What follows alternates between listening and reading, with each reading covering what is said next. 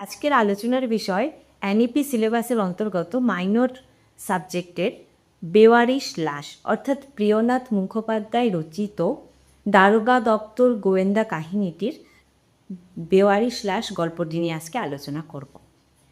বেওয়ারিশ লাশ নামকরণের মধ্য দিয়ে আমরা বুঝতে পারছি যার কোনো ওয়ারিশদার নেই, অর্থাৎ যার কোনো মালিক নেই। সেই রকম একটি লাশকে কেন্দ্র করে চাঞ্চল্য এবং তার যে ঘটনা সেইটার বিবরণে আজকে আমি আমার ভিডিওতে পুরোপুরি আলোচনা করব। প্রিয়নাথ মুখোপাধ্যায় সম্পর্কে প্রথমে বলে নেওয়া উচিত। প্রিয়নাথ মুখোপাধ্যায় ছিলেন ফেলুদারও আগে, ব্যোমকেশ বক্সিরও আগে বা কিরিটিরও আগে তিনি প্রথম বাঙালি ডিটেকটিভ ডিপার্টমেন্টে কাজ করতেন এবং তার গল্পগুলো বাস্তব জীবনের অভিজ্ঞতাকে কেন্দ্র করে গঠিত হয়েছে। কারণ 1878 থেকে 1911 এই 30 বছর তিনি গোয়েন্দার হিসেবে কলকাতা পুলিশ বাহিনীতে কাজ করেছেন এবং তার জীবনে ঘটে যাওয়া এক একটি ঘটনা তিনি লিখেছেন গোয়েন্দা কাহিনীতে। ফলে ঘটনাগুলো হয়ে উঠেছে বাস্তবতার শীর্ষে। এবার চলে যাই গল্পের আলোচনা। বেওয়ারিশ লাশ, প্রথমেই বলেছি বেওয়ারিশ লাশ মানে হচ্ছে যার কোনো ওয়ারিশদার নেই। গঙ্গার ঘাটে একটি টিনের বাক্সর মধ্যে একটা লাশ পাওয়া যায়। সেই লাশকে কেন্দ্র করে নানা রকমের চাঞ্চল্য দেখা যায় এবং চাপরাশি যখন একটি টিনের বাক্স পেলেন এবং সেটা যখন কোনো ওয়ারিশদার ছিল না, স্বাভাবিকভাবে তিনি এটাকে থানায় নিয়ে গেলেন এবং থানার যিনি গোয়েন্দা ছিলেন তিনি মূলত প্রিয়নাথ মুখোপাধ্যায়। তিনি দারোগা হিসেবে নিজ দায়িত্বে সেই বাক্সটি খুলেছিলেন এবং খোলার পর দেখেছিলেন যে চটে মোড়া একটি লাশ সেখানে রয়েছে এবং সেই লাশটি কার যথারীতি তার খোঁজ পড়ে গেল। থানার মধ্যে সবাই মিলে চলে এলো লাশটির খোঁজ করতে। ধীরে ধীরে লাশটি নিয়ে একটা আলোচনা শুরু হলো এবং প্রিয়নাথ বা যিনি দারোগা ছিলেন তিনি ঠিক করলেন যে লাশটিকে আবার গঙ্গার ঘাটে নিয়ে রাখা হোক। কারণ গঙ্গার ঘাটে যদি লাশটাকে রাখা হয় তাহলে কে বা কোনো ব্যক্তির সঙ্গে তার পরিচয় আছে কি না সেটা তখনই বোঝা যাবে। তাই যথারীতি লাশটিকে নিয়ে রাখা হলো গঙ্গার ঘাটে এবং তাদের মধ্যে কিছু লোক ছিল এবং পুলিশের কিছু লোক মানুষের ভিড়ের মধ্যে ড্রেস না করে, মানে পুলিশের ড্রেস না পরে তারা ওখানে গিয়ে দাঁড়িয়ে থাকলো, মানে দেখতে থাকলো যে কারোর মধ্যে কোনো এই বিষয়টা নিয়ে কোনো চাঞ্চল্য দেখা যাচ্ছে কিনা বা ওয়ারিশদার বের হয় কিনা। তখন ভিড়ের মধ্যে থেকে একজন বলে উঠল যে এটা মনে হচ্ছে সুবেদারের ভাই হকদারের লাশ। তো হকদার কে বা সুবেদারি বা কে এবার খোঁজা শুরু হলো। সুবেদারের ভাই হকদার কে বা কোথায় থাকে তখন একজনের কাছ থেকে জানা গেল যে বালিগঞ্জে থাকে। যথারীতি সেইখানে গিয়ে উপস্থিত হলো দারোগার বাহিনী। তারা জানতে পারল যে হকদার আমানতের সঙ্গে গ্রামে গেছে। তখন স্বাভাবিকভাবে দারোগা জিজ্ঞেস করেছিল যে তার সঙ্গে কোনো টাকা পয়সা ছিল কি। তখন উত্তরে এসেছিল যে হ্যাঁ, 100 টাকা তার সঙ্গে ছিল, কারণ সে তো অনেক দিন পর গ্রামে যাচ্ছে, তাই 100 টাকা সে সাথে করে নিয়ে যাচ্ছে। দারোগা তৎক্ষণাৎ ভাবলো যে হয়তো টাকার জন্য তাকে কেউ হত্যা করেছে বা কোনো কিছু করেছে। যখন তার আত্মীয় আমানতের বাড়িতে তাকে নিয়ে গেল তখন দেখা গেল আমানতের সঙ্গে হকদার তাদের বাড়িতেই রয়েছে। সুতরাং হকদারের মৃতলাশ এটা নয় তা বোঝা গেল এবং পরবর্তীতে তারা নতুন করে আবার ভাবতে শুরু করলো যে আসলে লাশটি কার। তখন আবার ভিড়ের মধ্যে থেকে একজন মানুষ বলে উঠল যে মিহির আলীর জামাতার লাশ মনে হয় এটা। তখন মিহির আলীর জামাতা কে বা মিহির আলী বা কে সেটার খোঁজ করার জন্য যথারীতি দারোগা তাকে ইনভেস্টিগেট করতে শুরু করে এবং ইনভেস্টিগেট করার পর বা ইনভেস্টিগেট করতে যাওয়ার সময় মিহির আলীর সম্পর্কে কিছু ধারণা তিনি পেয়েছিলেন যে তিনি সাহেবদের আন্ডারে কাজ করেন, একজন রাজমিস্ত্রি। তো তার জামাতা তার বাড়িতেই থাকেন, তার নাম হচ্ছে রব্বানি।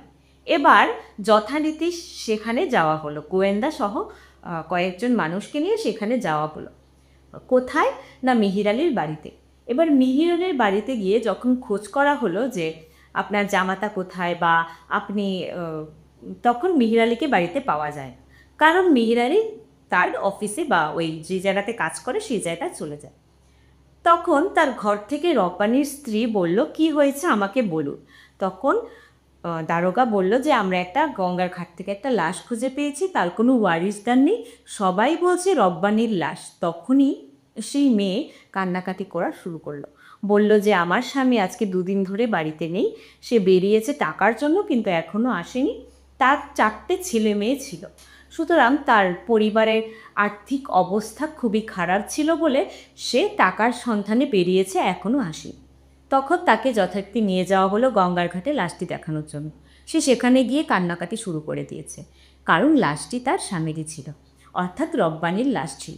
এবার লাশটির খোঁজ করতে গিয়ে যখন গোয়েন্দা দেখলেন বা আমাদের দারোগা প্রিয়নাথ মুখোপাধ্যায় দেখলেন যে সেখানে সন্দেহ হচ্ছে তার মিহির আলী অর্থাৎ তার শ্বশুর, রব্বানির যিনি শ্বশুর ছিলেন তাকে কিছুটা সন্দেহ করা হচ্ছে, কারণ তার কাছ থেকে 5 থেকে 7 টাকা পাওনা ছিল রব্বানির, কারণ সে ঘরানার কাজ করত, ঘর ঠিক করার কাজ করত।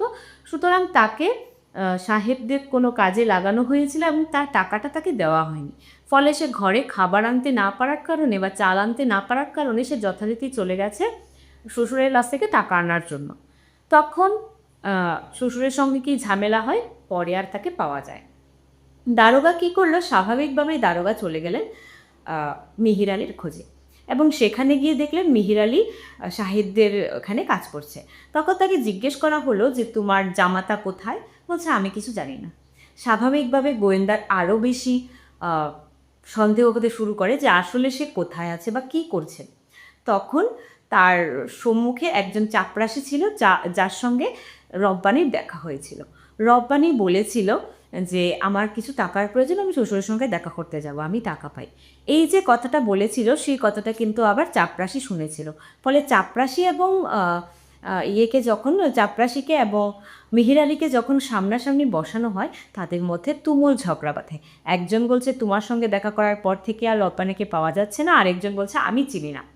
তারপর হঠাৎ করে চাপরাশি বলল, আচ্ছা বলুন তো দারোগা বাবু, যে লাশটাকে পাওয়া গেছে সেই লাশটা কিসে মোড়ানো ছিল?